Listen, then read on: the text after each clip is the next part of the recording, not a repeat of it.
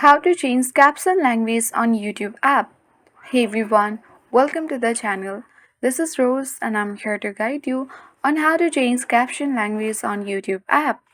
Watch the video till the end, and without any further ado, let's dive right into the video. Launch YouTube application on a device and make sure to log into your account. Proceed to the profile icon at bottom right corner of the screen and then tap the gear icon at top right corner to access the settings of YouTube. Now, simply tap on the caption option on the video and audio preferences from the settings page